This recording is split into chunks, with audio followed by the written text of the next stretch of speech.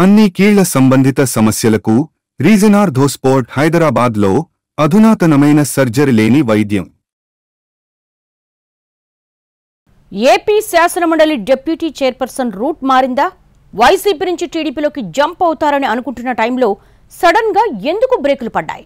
ఇప్పుడు టీడీపీ కాకుండా మరో పార్టీ వైపు ఆమె చూపు మారిందన్నది నిజమేనా? ఉన్న పార్టీ పొమ్మనకుండా పొగబెడుతోంది, వస్తానన్న పార్టీ ఏం చెప్పకుండా కామైపోయింది.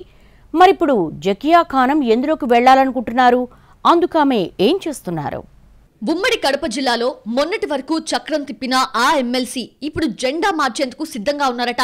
కానీ ఏ కండువా కప్పుకోవాలన్న విషయంలో మాత్రం తీవ్ర గందరగోళం, అంతర్మదనం జరుగుతున్నట్టు తెలుస్తోంది. ఏపీ శాసన మండలి డిప్యూటీ చైర్పర్సన్ జకియా ఖానం తెలుగుదేశం పార్టీలో చేరేందుకు అంతా సిద్ధమైందనుకుంటున్న టైంలో అనుకోని అవాంతరాలొచ్చాయట.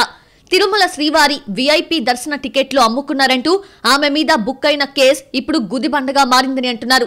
టీడీపీలో చేరేందుకు పార్టీ ముఖ్యుల్ని కలిసి లైన్ క్లియర్ చేసుకున్నాక ఈ కేసు కారణంగా సడన్ బ్రేక్ పడ్డట్టు తెలిసింది. గత శాసనమండలి సమావేశాలకు వైసీపీ ఎమ్మెల్సీలు డుమ్మా కొట్టినా జకియా ఖానం మాత్రం అటెండ్ అయ్యారు. ఇక తర్వాత నుంచి వైసీపీ అధిష్టానానికి ఆమె కోపం రెట్టింపైనట్టు చెప్పుకుంటున్నారు.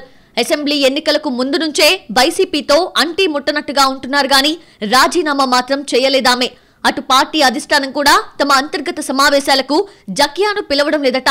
టీడీపీ కండువా కప్పుకోవడమే తరువాయి అనుకుంటున్న టైంలో వివాదాల్లో ఇరుక్కోవడంతో ఆమె పొలిటికల్ కెరియర్ గందరగోళంలో పడ్డట్టు చెప్పుకుంటున్నారు. ఇలాంటి పరిస్థితుల్లో ఇటీవల జరిగిన ఓ పరిణామం కొత్త చర్చకు తెరతీసింది. కడప జిల్లా పర్యటనకొచ్చిన డిప్యూటీ సీఎం పవన్ కళ్యాణ్ తో ఎయిర్పోర్ట్ లో భేటీ అయ్యారట జకియా ఖానం. దీంతో ఆమె త్వరలోనే గ్లాస్ పట్టుకుంటారన్న ప్రచారం మొదలైంది. రెండు వైపుల నుంచి అందుకు సంబంధించి ఎలాంటి అధికారిక ప్రకటన రాకున్నా ప్రచార తీవ్రత మాత్రం పెరుగుతూనే ఉంది. రాయచోటి మార్కెట్ కమిటీ మాజీ చైర్మన్ అఫ్జల్ ఖాన్ భార్య అయిన జకియాకు 2019లో వైసీపీ అధికారంలోకి వచ్చిన వెంటనే ఎమ్మెల్సీ పదవి ఇచ్చారు. తర్వాత శాసనమండలి డిప్యూటీ చైర్పర్సన్ హోదా దక్కింది. 4 ఏళ్లుగా కడప జిల్లా వైసీపీలో చక్రం తిప్పిన ఖానం తిరుమల వీఐపీ దర్శన టికెట్ల కోసం లెటర్లు అమ్ముకున్నారన్న ఆరోపణలొచ్చాయి.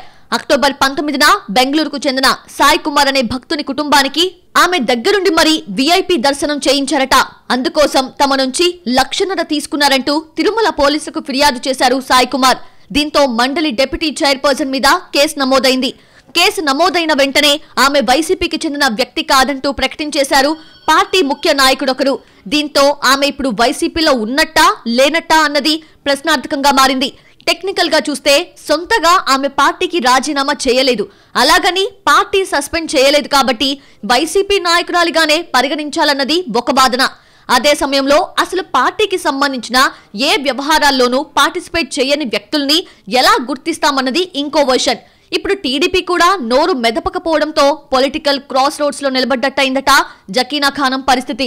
తాను పార్టీ మారుతున్నానన్న కోపంతో రాజకీయంగా ఇబ్బంది పెట్టేందుకే కొందరు ఈ కేసులో ఇరికించారన్నది ఆమె వర్షన్. ఈ సందిగ్ధం కొనసాగుతున్న క్రమంలోనే కడప విమానాశ్రయంలో పవన్ తో మాట్లాడటం, స్వాగతం, సెండ్ ఆఫ్ టైంలో దగ్గరుండటం లాంటి చర్యలతో జనసేనలోకి దాదాపుగా లైన్ క్లియర్ అయినట్టేనా అన్న ప్రశ్నలు వస్తున్నాయట.